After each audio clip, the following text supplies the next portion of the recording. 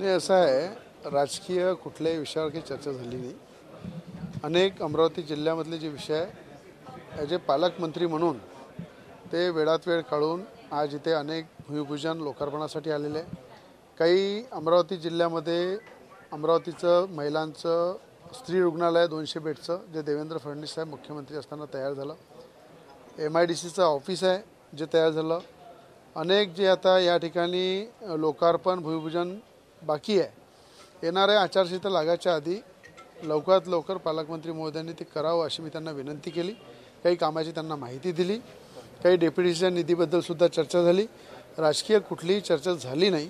आणि मी आधी सांगितलं, खासदार नवनीत राणा यांचा निर्णय देशाचे पंतप्रधान मोदीजी, देशाचे गृहमंत्री अमित शहाजी आणि राज्याचे उपमुख्यमंत्री देवेंद्र फडणवीस साहेब हे निर्णय घेतील. त्यात काही हे नाही आहे. आणि शेवटी विकासाच्या संदर्भात पालकमंत्र्यांसोबत भेटावं लागते, चर्चा करावं लागते. जिल्ह्याचा विकास ही प्राथमिकता आहे आणि शाहू फुले आंबेडकरांचे विचार घेऊनच आपण पुढे काम करतो.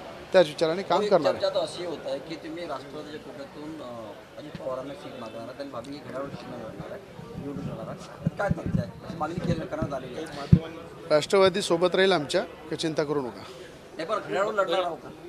मी तुम्हाला सांगितलं, NDAमध्ये सगळे घटक आहे. राष्ट्रवादी आहे, आपल्या एकनाथ शिंदे साहेबांची शिवसेना आहे, RPIचे आठवले गट आहे, रिपाईचे आपले कवाळे साहेब आहे. सगळे लोक आम्ही NDAमध्ये आहे आणि NDAमध्ये सोबत राहून या ठिकाणी खऱ्या अर्थानं खासदार नवनीत राणाला निवडून देऊ. पाना, घड्याळ की कमळ, कशावर आपण निवडणूक लागली?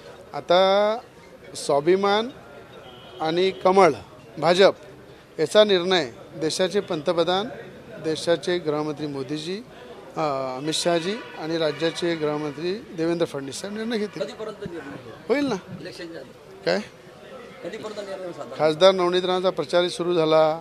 आज कमीत कमी मेलघाटमध्ये पहिला देशामध्ये खासदार असाल की मेलघाटच्या 135 गावामध्ये त्यांनी आपला प्रचार सुरू केला. आपल्या तालुक्यामध्ये, आदिवासी भागामध्ये, शहरामध्ये मोठ्या प्रमाणात त्यांचे महिला मेळावे चालू आहे, लोकार्पण चालू आहे, भूमिपूजन चालू आहे.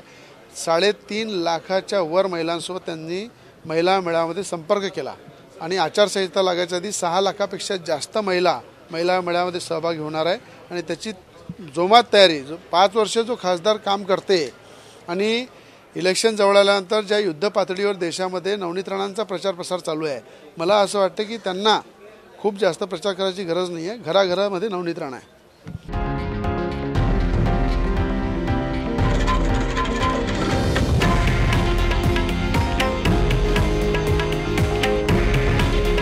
हे आहे देशातील नंबर 1 न्यूज नेटवर्क आणि आपण पाहत आहात TV9 मराठी. काळजी तुमची, हित महाराष्ट्राचं.